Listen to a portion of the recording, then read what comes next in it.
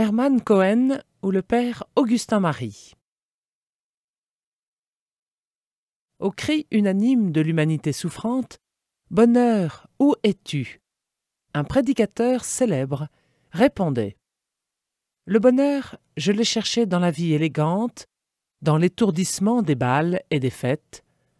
Je l'ai cherché dans la possession de l'or, dans les émotions du jeu, dans l'intimité des hommes célèbres, dans tous les plaisirs des sens et de l'esprit. La plupart des hommes se trompent sur la nature même du bonheur et ils le cherchent là où il n'est pas. On aime le bonheur et Jésus-Christ, seul bonheur possible, n'est pas aimé. Ô mon Dieu, est-ce possible? L'amour n'est pas aimé. Pourquoi?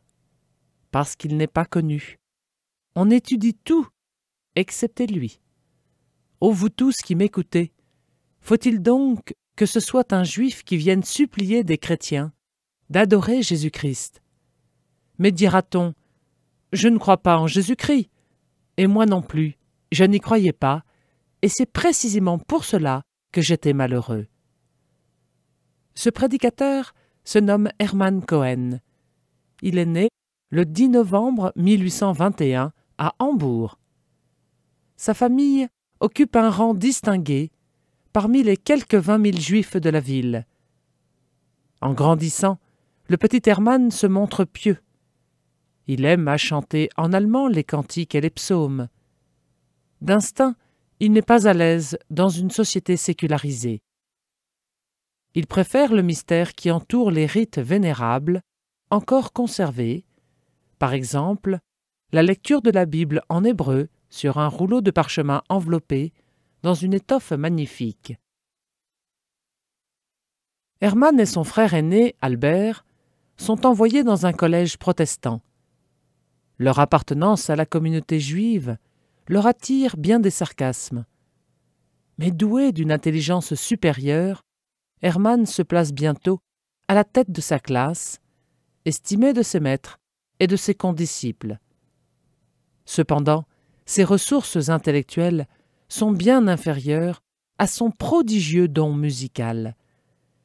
Grisé dès le plus jeune âge par le succès de pianiste qu'il remporte à Hambourg, son ambition ne connaît plus de bornes. D'abord réticent, ses parents, préoccupés par de graves revers de fortune, le laissent suivre son attrait pour la vie d'artiste. Il part bientôt pour Paris, où il devient l'élève préféré du virtuose Franz Liszt. Les succès du jeune prodige, de 13 ans, éblouissent les milieux mondains de Paris.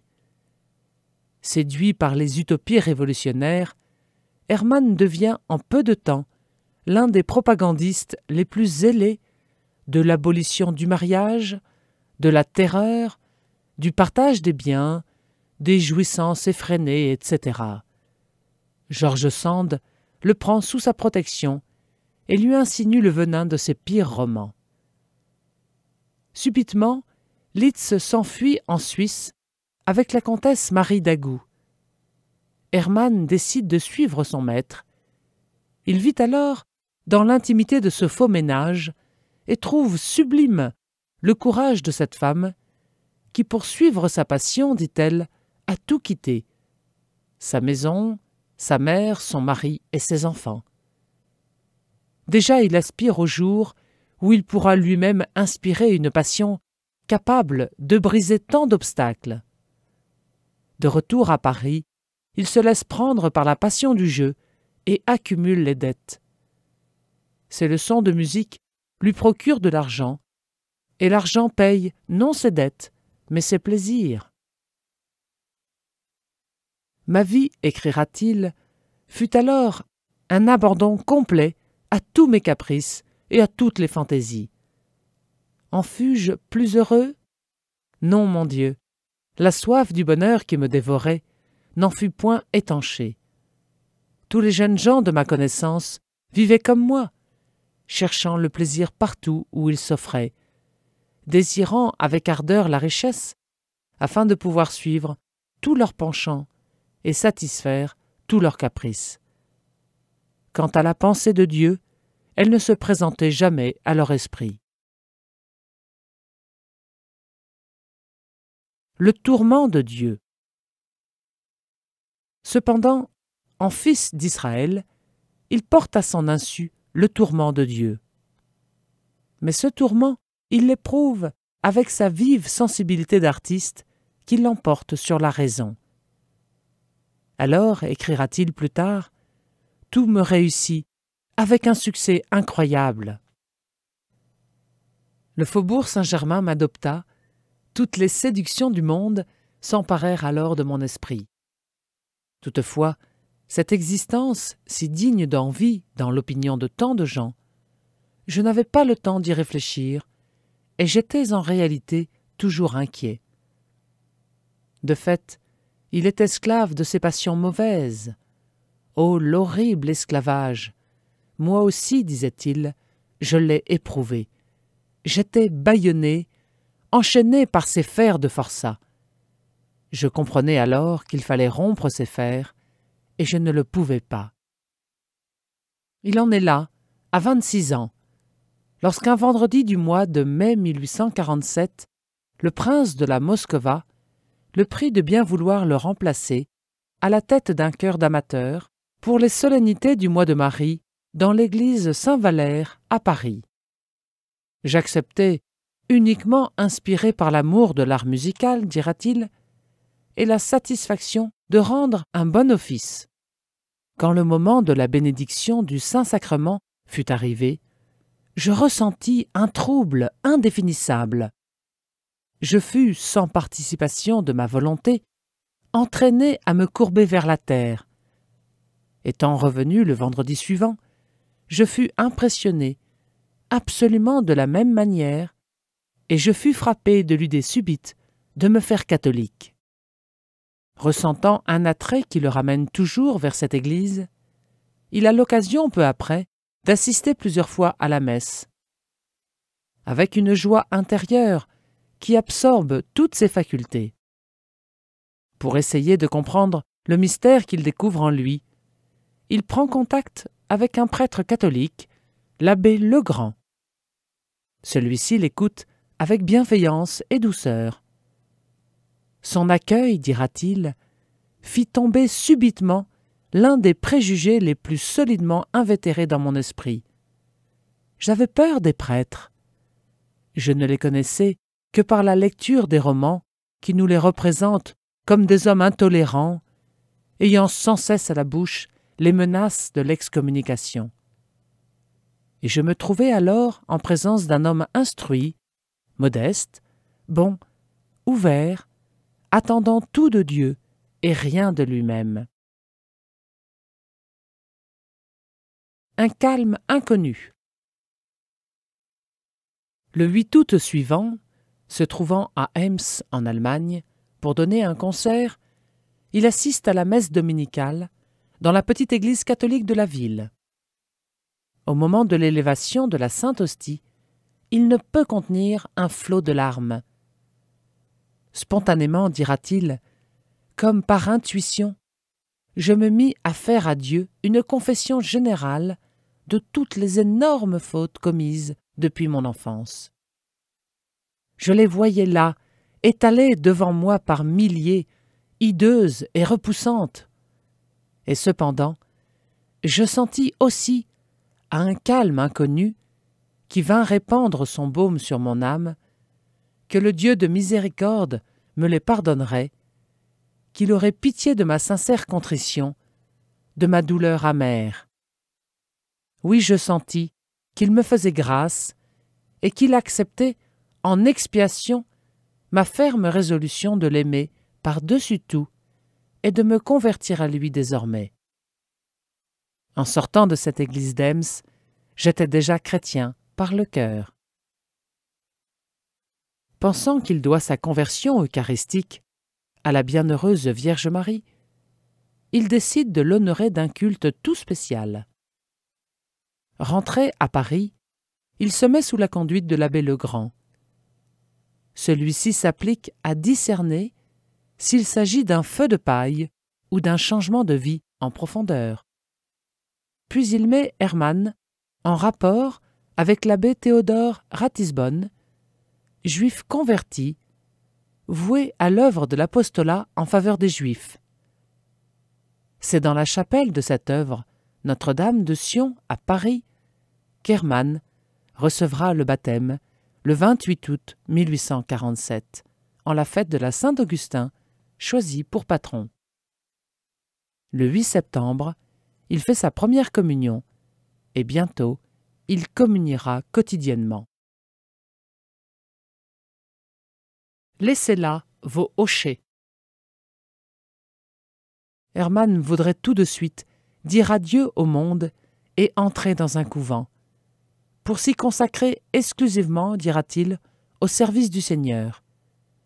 Mais il a un monceau de dettes à rembourser, ce qui prendra 2 ans. Un après-midi de novembre 1848, il entre dans la chapelle des Carmélites de la rue d'Enfer-Rochefort à Paris. Le Saint-Sacrement y est exposé pour la nuit, devant des adoratrices.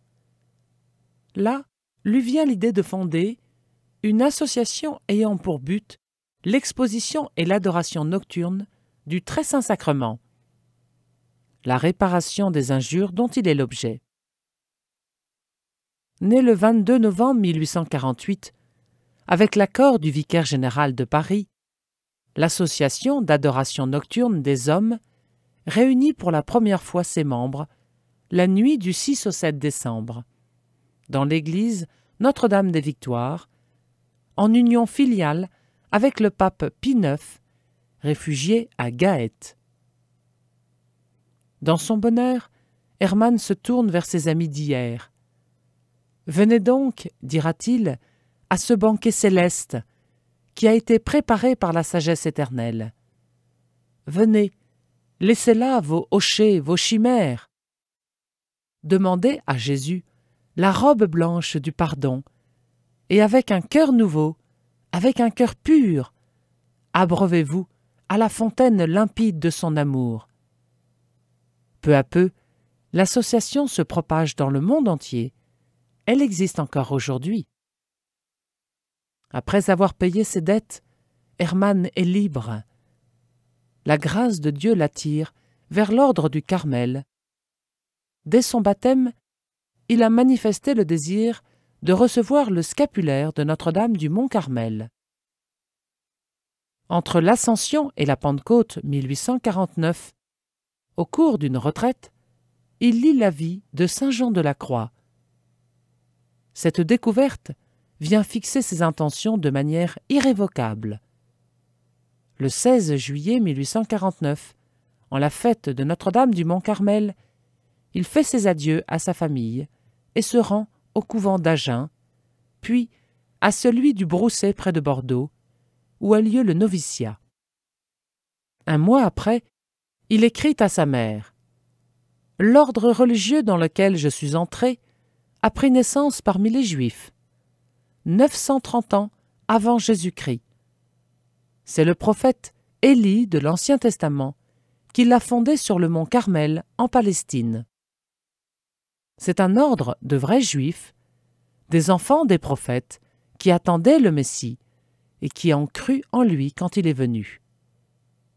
Ils se sont perpétués jusqu'à nos jours, vivant de la même manière, avec les mêmes privations du corps et les mêmes jouissances de l'esprit qu'il y a 2800 ans environ. Ils portent encore aujourd'hui le nom de l'ordre du Mont-Carmel. Parmi ces religieux, on distingue ceux issus de la réforme de sainte Thérèse d'Avila et de saint Jean de la Croix, appelés carmes déchaussés. C'est à cette branche que j'appartiens. Pourquoi pratiquer cette vie? Pour imiter la vie que Jésus-Christ a menée quand il est venu sauver les hommes par les souffrances, l'obéissance, les humiliations, la pauvreté et la croix. Voilà la vie que j'ai choisie. Le 6 octobre 1849, Hermann reçoit l'habit sous le nom de frère Augustin-Marie du Très Saint-Sacrement. La règle du noviciat est rude. Le frère Augustin-Marie s'y donne avec générosité. son plus grand sacrifice est de se priver, peu à peu, de fumer et de prendre du café. À le voir et à l'entendre, on le prendrait pour le plus doux, le plus calme, le plus aimable des hommes par caractère. Et pourtant, quelquefois, même quand il a le sourire sur les lèvres, son sang bouillonne de colère. Il a aussi une tendance à la moquerie, due à une perception aiguë du moindre ridicule.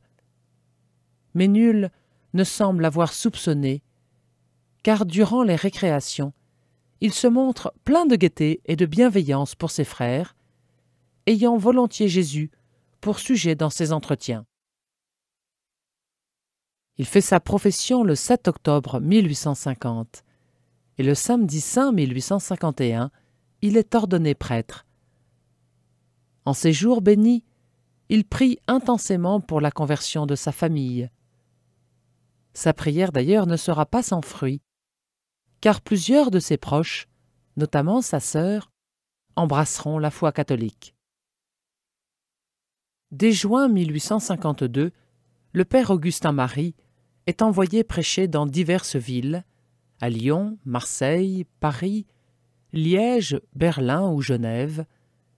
Ses paroles, enflammées par l'amour de Dieu, convertissent les âmes et les attirent au confessionnal, à la dévotion fervente envers la Sainte Vierge et l'Eucharistie, et certains demandent même le baptême, d'autres entreront en religion. Nous ressemblons aux lépreux. À Paris, il commence ainsi son homélie. Mes frères, mon premier acte en paraissant dans cette chair chrétienne doit être une amende honorable des scandales qu'autrefois j'ai eu le malheur de donner dans cette ville. De quel droit pourriez-vous me dire « Venez-vous prêcher » vous que nous avons vu vous traînant dans la fange d'une immoralité sans pudeur et faisant profession ouverte de toutes les erreurs. Oui, mes frères, je confesse que j'ai péché contre le ciel et contre vous. Aussi, je suis venu vers vous, couvert d'un habit de pénitence. La mère de Jésus m'a révélé l'Eucharistie. Je connus Jésus.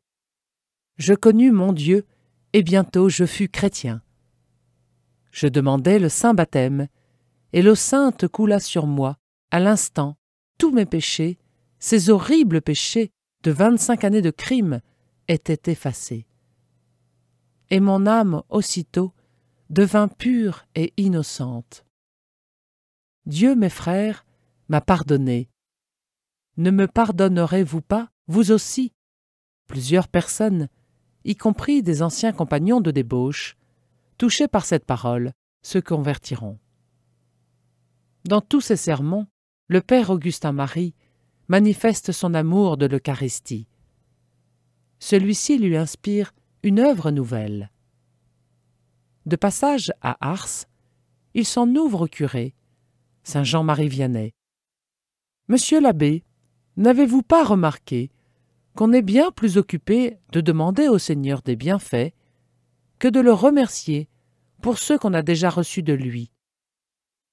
Oui, nous ressemblons aux lépreux qui s'en vont guéris sans dire merci. Ne pourrait-on pas fonder une œuvre qui aurait pour but de rendre à Dieu d'incessantes actions de grâce pour le torrent de bienfaits qu'il verse sur le monde? Oui, lui répondra le curé d'Ars, vous avez raison. Faites cela, et Dieu vous bénira. 3 degrés. Dans une homélie, il développe sa pensée sur l'action de grâce. Le premier degré est celui du cœur. Il faut y graver la mémoire des insignes miséricordes dont le Seigneur a usé envers nous. Le second degré nous porte à louer, à exalter, à célébrer le bien reçu. La prière liturgique, en particulier le psautier et le Te Deum, constitue la meilleure source de l'action de grâce, car l'Esprit Saint lui-même en est l'auteur. Mais c'est par la divine Eucharistie, dira-t-il, et par elle seule, que nous pourrons dignement nous acquitter de notre dette de gratitude envers Dieu. Voilà le troisième et suprême degré de l'action de grâce. Ô mon Dieu, quand je vous offre cette hostie de louange et d'amour, vous faites entendre encore cette voix paternelle du haut des cieux qui descendit sur Jésus, celui-ci est mon Fils bien-aimé, en qui je mets toutes mes complaisances. Extrait de saint Marc au chapitre 1. La conclusion pratique est la fondation à Lyon, en 1859, avec l'encouragement du pape Pie IX, d'une confrérie de l'action de grâce destinée à rendre grâce à l'Éternel de ses dons, surtout de celui qui est par excellence le don de Dieu, l'Eucharistie, et de suppléer à l'effrayante ingratitude du grand nombre qui oublie les devoirs de la reconnaissance envers Dieu. Remerciez le Seigneur pour ceux qui ne disent pas merci. Conformément à l'idéal du Carmel, le père Augustin-Marie aspire à la solitude profonde du désert afin de s'adonner davantage à l'oraison. L'important, a-t-il coutume de dire, est de ne pas prendre goût aux choses du monde, et c'est précisément l'effet de l'oraison quotidienne de nous désabuser sur l'agrément de toutes ces choses et d'exciter en nous le désir de Jésus seul. Le Dieu d'amour est jaloux. Il veut régner seul, être aimé, goûté et désiré. Ayant découvert près de Tarastex, à 20 km de Lourdes, un vaste terrain perdu dans les bois, le père Augustin-Marie l'achète et y fait bâtir des ermitages individuels. De fait, il en profitera peu. En effet, à la demande du cardinal Wiseman, le pape jette les yeux sur lui pour restaurer l'ordre des Carmes en Angleterre.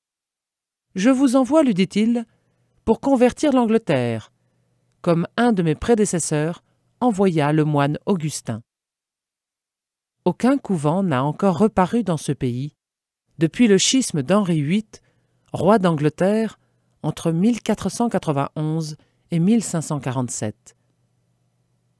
Le 15 octobre 1863, en la fête de la Sainte Thérèse d'Avila, le père Augustin-Marie installe provisoirement quelques carmes venus de France dans une petite maison à Londres. À la suite de ces prédications, plusieurs anglicans expriment leur volonté d'entrer dans l'Église catholique. En 1863, pour la première fois depuis 3 siècles, un novice anglais revêt le saint habit des Carmes. En septembre 1864, 2 ans environ après l'arrivée du père Augustin-Marie en Angleterre, 7 maisons d'adoration y sont en pleine activité, dont 2 à Londres. En 1868, le père Augustin-Marie obtient enfin de ses supérieurs la permission de rejoindre le désert Saint-Élie à Tarastex. Cependant, une nouvelle épreuve l'atteint, une maladie des yeux si grave qu'il va devoir être opéré. Mettant sa confiance dans la Vierge de Lourdes, il fait une neuvaine à la grotte des apparitions, se lavant les yeux chaque jour à la source miraculeuse. Au 9e jour, guérison subite et complète, le miracle est évident. Hermann Cohen est le premier juif miraculé à Lourdes. Il retourne à Tarastex, où il espère bien se fixer définitivement. Mais l'heure de son retrait au désert ne sonnera pas. En mai 1870, il est nommé pour 3 ans premier conseiller du supérieur provincial et maître des novices. Il se rend donc au Brousset. Le 19 juillet de la même année, la France déclare la guerre à la Prusse. Un mois après, le désastre de Sedan entraîne la chute du régime napoléonien. Une haine anti-prussienne et anti-religieuse s'empare des Français. Le populaire Carme des Chaussées, vénéré et aimé dans toute la France, est pourchassé de ville en ville pour sa double qualité de moine et d'Allemand. Il se rend à Grenoble, où naguère sa parole de feu lui avait conquis les foules. On le prend pour un espion, et il échappe de peu à la mort. Finalement, il arrive sain et sauf à Genève, où l'évêque lui confie le soin d'un groupe de femmes et de personnes âgées, au nombre de 5 à 600, privées de tout secours religieux, qui ont fui la France. Mais le 24 novembre 1870, à la demande de l'évêque de Genève, il part pour Berlin.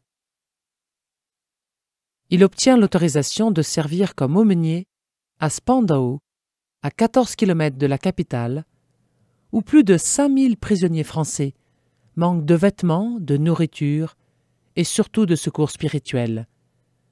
Beaucoup sont d'ailleurs gravement malades.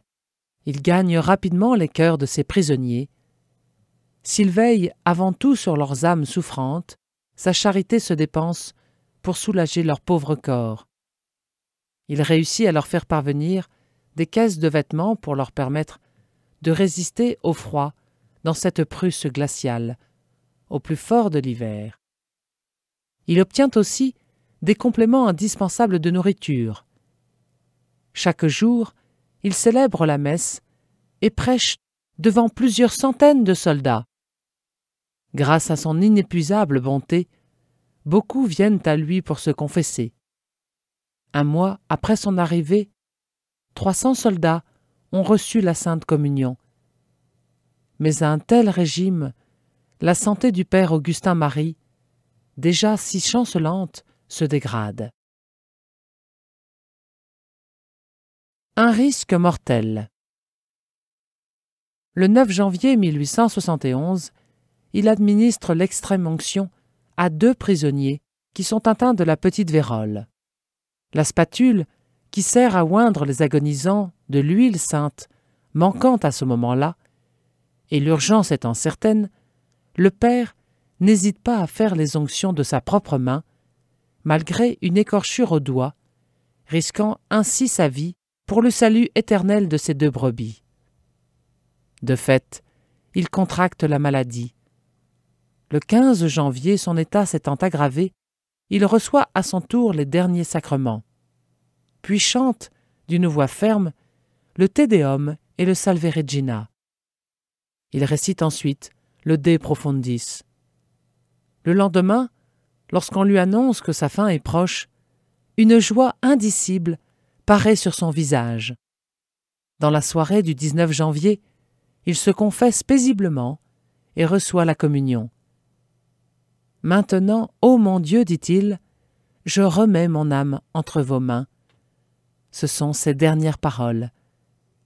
Sa respiration calme se prolonge jusqu'au lendemain matin, vers 10 heures, où pendant que la religieuse qui le veille chante à sa demande le Salve Regina, il expire doucement. Le père Augustin-Marie du Très-Saint-Sacrement a été le chantre de l'Eucharistie. Puissions-nous l'imiter par un fervent amour de Jésus hostie, comme nous le recommandait le Saint Jean-Paul II en février 1980. L'Église, disait-il, et le monde ont un grand besoin du culte eucharistique. Jésus nous attend dans ce sacrement de l'amour. Ne refusons pas le temps pour aller le rencontrer dans l'adoration, dans la contemplation pleine de foi et ouverte à réparer les fautes graves et les délits du monde. Que ne cesse jamais notre adoration.